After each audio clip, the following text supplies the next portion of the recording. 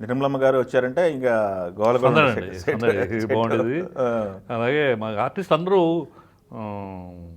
Home banner కింద feel అయ్యారు, మా హోమ్ ఆర్టిస్ట్ కింద మేము ఫీల్ అయ్యేవాళ్ళం. అంత బాగుండేది. అప్పుడే ఎట్లా ఉండేది సార్ రెమ్యునరేషన్ ఎలా ఉంటుంది? మీ ఊహ తెలిసిన తర్వాత రెమ్యునరేషన్ ఎలా? నెల శాలరీసా సినిమాలకే? సినిమా కంటే సినిమా సినిమాలకే ఎవడన్నా సినిమాలకే. అప్పుడు డే బేసిస్ అనేది లేదు. డే బేస్ అది ఏంటంటే నాకు తెలిసి 10 ఏళ్ల క్రితం నుంచి స్టార్ట్ అయి ఉంటుంది. ఓకే. ఈ మధ్యకాలం స్టార్ట్ అయి ఉంటుంది. ఓకే. ఇది ముందంతా డే బేసిసే, అంటే సినిమా బేసిస్. ఇన్ని రోజులు వేషం ఉంటుంది మీకు? కంపెనీ ఆర్టిస్టుల కింద సాక్షి రంగారావు గారు, రాళ్లపల్లి గారు, ఇలాగ బ్యాచ్ అంతా ఉన్నారు సపోర్టింగ్ ఆర్టిస్ట్. వీళ్ళందరూ కంపల్సరీ చాలా సినిమాలు ఉంటారు మీకు. ఎట్లా ఉండే రెమ్యునరేషన్ ఎలా వచ్చేవాళ్ళు? ఏమన్నా 15,000, 20,000, 25,000, మ్యాక్సిమం 50,000 సినిమాకి అంతే అండి. ఓకే. అంటే అప్పుడు కాస్ట్ ఆఫ్ ప్రొడక్షనే శంకరాభరణంగా అయింది 13 లక్షలు అండి. అవునా? 13 లక్షలు తీస్తారు అది ఎక్కువ అండి, ఆ సినిమాకి ఎక్కువ. అప్పట్లో ఆ రేంజ్ ఆఫ్ ఆర్టిస్ట్లో ఉంటే ఒక 7-8లో చెయ్యాలి అంతే. ఓకే. ఎందుకు శంకరాభరణకి 13 అయింది ఇప్పుడు. ఎందుకు ఎక్కువ పెట్టారు? ఎక్కువ పెట్టడం కాదు సార్, కాంప్రమైజ్ అయ్యేవాళ్ళం కాదు సార్. ఎక్కడంటే బేలూరు అంటే బేలూరు, ఎక్కడికంటే అక్కడ క్వాలిటీలో కాంప్రమైజ్ అవ్వడం. రీమిక్సింగ్లు బాగాలేకపోతే మళ్ళీ రీమిక్స్ చేసేవాళ్ళం, రీషూట్స్ చేసేవాళ్ళం. అవునా? అట్లా ఏ సినిమాలు జరిగింది?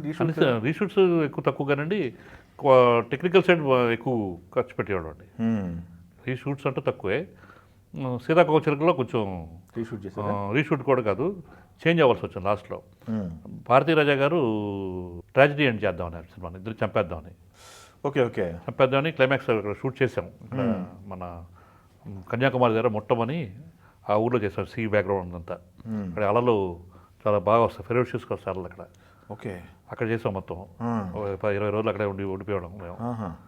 అక్కడ చేసేటప్పుడు క్లైమాక్స్ విషయానికి వచ్చినప్పుడు ఆయన ట్రాజడీ చేసేద్దాం అంటే, నాన్నగారు నువ్వు కాబట్టి తమిళ్ చేసుకో, తెలుగు మాత్రం నేను ట్రాజడీకి ఒప్పుకోను, ఏం చేస్తావో తెలియదు, ఎలా చేస్తావో ఏంటో తెలియదు, కానీ మరి ట్రాజడీ శంకరాభరణం మాత్రం ఆయన ట్రాజడీ చేస్తావు, నువ్వు అది ఎలా ఒప్పుకున్నావు అది అంటే, ఆ క్యారెక్టర్ వేరు, ఆ సబ్జెక్ట్ వేరు, ఆ సబ్జెక్ట్కి ఆయన అనుకున్నది అయిపోయింది, తీర్చేసుకున్నాడు. అబ్బాయి ద్వారా లెగసీ శిష్యుడికి ఇచ్చేసాడు, అయిపోయింది. ఆయన పీస్ఫుల్గా ఆయన ఆవిడ కోరిక తీరిపోయింది. ఆయన అనుకున్నది కళామండపం ఏదో కట్టేసి అబ్బాయినేమో ఆయన చేర్చిస్తే అది అయిపోయింది. ఆ క్యారెక్టర్స్ ఇంకా ఉపయోగం లేదు, అందుకోసం తీర్చినా పర్లేదు. కానీ ఇక్కడ అలా కాదు, నువ్వు ఇద్దరు దీనికి ఇచ్చి లవర్స్కి ఇచ్చి ఆదర్శం ఇదేనా, నువ్వు ప్రేమించుకుంటే చచ్చిపోవడమేనా ఇదా, అది కరెక్ట్ కాదు, నాకు ఎలా తెలియదు చేస్తావో తెలియదు, బ్రతకాలి ఇద్దరు హ్యాపీగా ఉండాలి అంటే. అప్పుడు మళ్ళీ స్టోరీ డిపార్ట్మెంట్ అందరూ కూర్చుని మొత్తానికి ఒక ఈ ఫార్మేషన్ తీసుకొచ్చారు.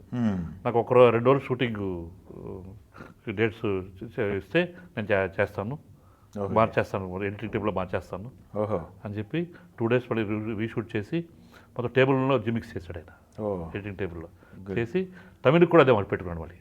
అవునా? ఓకే. Happy ending.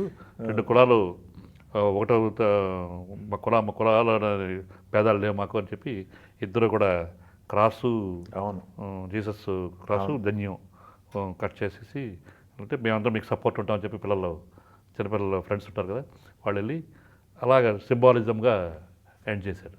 ఓకే. అది ఇవాళ ఆ రోజు పెద్ద సెన్సేషన్, ట్రెండ్ సెట్టర్ అయింది. అవును. చాలామంది యూత్ డైరెక్టర్స్ అప్పట్లో, ఈ మధ్యకాలంలో వచ్చిన చాలామంది మాకు లవ్ సబ్జెక్ట్స్ చేసినాడు, ఇన్స్పిరేషన్ సీతాకోకచిలుక అని చెప్పిన సందర్భాలు ఎన్నో ఉన్నాయి. ఈ ఫ్యామిలీ ఏంటి సార్, పిల్లలు అంతా సెటిల్డా లేకపోతే ఎట్లా? 2 పాపలండి. ఓకే. ఒక పాప కొంచెం మా ఫీల్డే బట్ డిజ్నీ హాట్స్టారు, ఆహారం అంతా క్రియేటివ్ ప్రొడ్యూసర్గానే అవునా చేసింది. ఓకే. ఓకే. ఇప్పుడు కూడా. ఓకే. పెద్ద పాప ఏమో ఫ్యాషన్ డిజైనింగ్. ఓకే. అంతా క్రియేటివ్ సైడే ఉన్నారు, ఇంకా సినిమాలో క్రియేటివ్ సైడే అన్ని పెట్టేసుకున్నారు. సూపర్ అండి.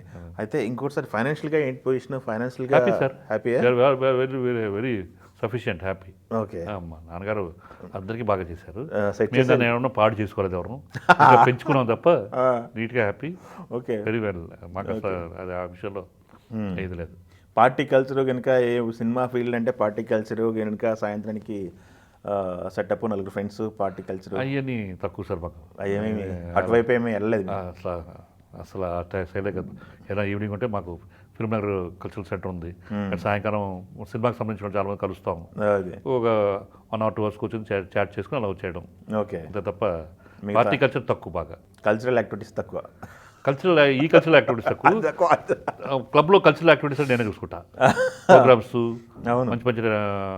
మంచి మంచి ఈవెంట్స్ అని నేనే కండక్ట్ చేస్తుంటాను. అవును. మేనేజ్మెంట్ అంతా నేనే చూసుకుంటాను మొత్తం అది. ఓకే.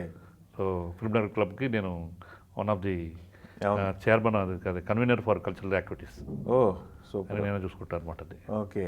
దాంట్లో కూడా మెంబర్షిప్ ఫీ కూడా బాగా పెరిగిందన్నారు ఈ ఈ మధ్యన. అంటే బాగా డెవలప్ చేసామండి మేము. నేను ఒక 10 years నుంచి ఆల్మోస్ట్ ఫుల్ ప్లెజ్గా అట్లా ఉన్నానండి. మేము ఉన్న టైం నుంచి బాగా డెవలప్ చేసామండి. ఓకే. చేసి ఇవాళ one of the prestigious club in twin cities అయిపోయిందండి అది. అవును. సో మెంబర్షిప్ ఫీజు కూడా దాని తగ్గట్టు చేసాం. సినిమా వాడికి దాని రేట్ వేరే ఉంటుందండి. అవును. సినిమా వాడికి బికాస్ సినిమా క్లబ్ కాబట్టి సినిమా రేట్ వేరే ఉంది.